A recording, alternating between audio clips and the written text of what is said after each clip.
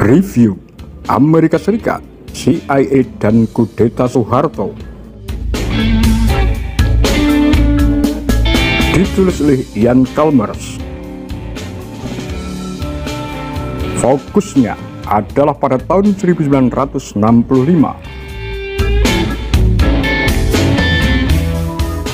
Tahun hidup berbahaya bagi Presiden Soekarno.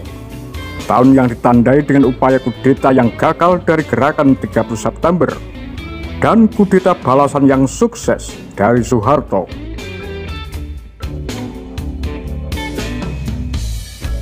Banyak yang telah ditulis tentang peristiwa ini, terutama karena semakin banyak sejarah tersembunyi Indonesia yang terungkap sejak demokratisasi.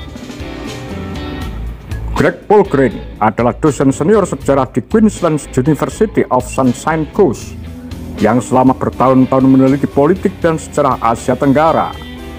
Risetnya difokuskan pada posisinya dalam politik global, dan tema utamanya adalah bahwa Indonesia merupakan arena krusial bagi pergulatan dua ideologi politik dalam pembentukan oleh Amerika Serikat. Selama Perang Dingin tahun 1960-an, kekuatan global seperti Cina, Uni Soviet, Inggris Raya, dan Amerika Serikat semuanya berusaha mengubah perkembangan politik di Asia Tenggara agar menguntungkan mereka. Namun kawasan itu juga merupakan arena konflik di dalam pemerintahan Amerika Serikat sendiri, di mana kebijakan tentang negara berkembang pada dasarnya adalah persaingan antara dua visi yang saling bersaing. Di satu sisi, pendukung pendekatan keamanan berusaha mempertahankan dominasi Amerika Serikat dengan mendorong pemerintahan otoriter. Sebaliknya, pendukung keterlibatan dengan negara-negara dunia ketiga yang sedang berkembang mengusulkan program bantuan pembangunan skala besar untuk mendapatkan dukungan mereka. Ketegangan antara kedua pendekatan ini dengan rapi ditangkap dalam persaingan antara dua karakter utama. Direktur CIA Allen Dulles yang pernah menjabat dan Presiden John F. Kennedy yang berkuasa dengan agenda reformis. Pada tahun 1961, Indonesia adalah titik balik untuk kontes ini, karena pada tahun 1965, pendekatan keamanan menang. Oliver Stone menulis, dengan akun Polgren tentang CIA sukses di Indonesia, mungkin tidak ada penulis yang menjelaskan bahwa betapa telah direncanakan sebelumnya dan dilaksanakan dengan baik tahun hidup berbahaya itu. Bagi pembaca Indonesia, bab yang paling relevan tidak dilakukan lagi adalah Soeharto dan 1965. Ini memberikan ringkasan yang berguna dari berbagai akun kudeta, tetapi juga mengacu pada wawancara penulis dengan pemain kunci untuk membantah secara meyakinkan bahwa Soeharto sendiri tahu tentang kudeta tersebut sebelumnya, dan dirinya sendiri mungkin terlibat dalam rancangannya.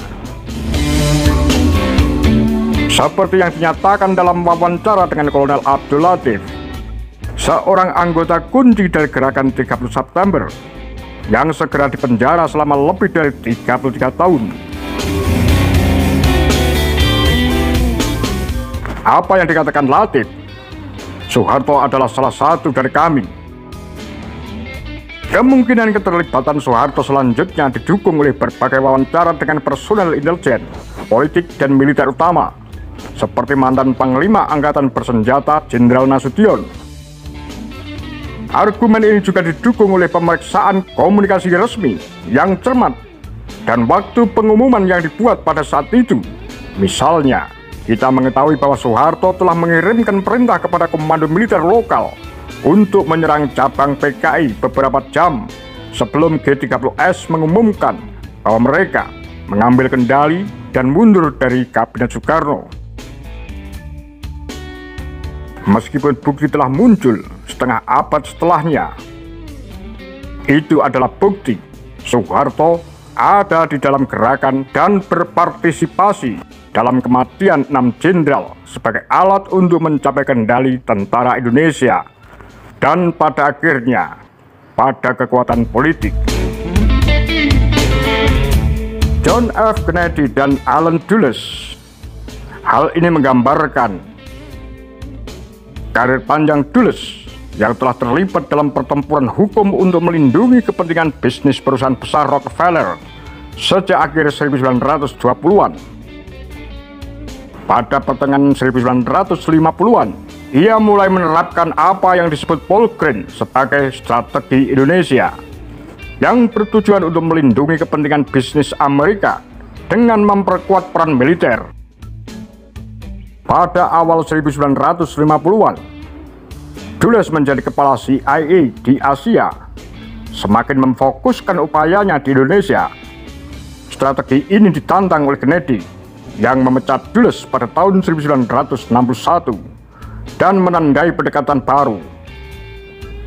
Meskipun Dulles masih memiliki pengaruh besar dan mampu memanfaatkan jaringannya yang telah ia kembangkan selama beberapa dekade, Kennedy ingin menggunakan kekuatan kepresidenan dan hubungan pribadinya yang sangat hangat dengan Soekarno untuk mempromosikan program bantuan dan pembangunan yang sangat besar untuk mempererat hubungan Amerika Serikat Indonesia. John F. Kennedy berencana mengunjungi Jakarta pada awal 1964 ketika ia dan Soekarno bersama-sama mengumumkan program ini. Seperti yang kita ketahui, pembunuhan John F. Kennedy membuat kunjungan ini tidak pernah terjadi. Rencana pengembangan tenggelam tanpa jejak membiarkan CIA Dulles bebas untuk melanjutkan skema intervensi politiknya sendiri untuk melindungi kepentingan bisnis internasional. Bagaimana 3 ahli geologi Belanda menjelajahi dataran tinggi Papua yang tidak ramah pada tahun 1935-36, menemukan tempat yang ternyata merupakan cadangan emas terkaya di dunia. Hebatnya, para ahli geologi dan penguasa kolonial Belanda ini dapat merahasiakan penemuan ini selama beberapa dekade. Seperti halnya perusahaan pertambangan besar Freeport milik Amerika yang masih menambang di wilayah ini. Pekerjaan lama Dulles dengan Standard Oil Caltech dari tahun 1930-an dan merinci upaya yang dia lakukan untuk melindungi kepentingan mereka di Indonesia dalam beberapa dekade berikutnya. Argumen yang agak kompleks dan lebih kontroversial bahwa Dulles dan CIA mengambil peran utama dalam mendorong pemberontakan di pulau-pulau terluar Indonesia pada tahun 1958 dengan tujuan khusus untuk memasang komando militer terpusat yang akhirnya mengambil kendali pada tahun 1965.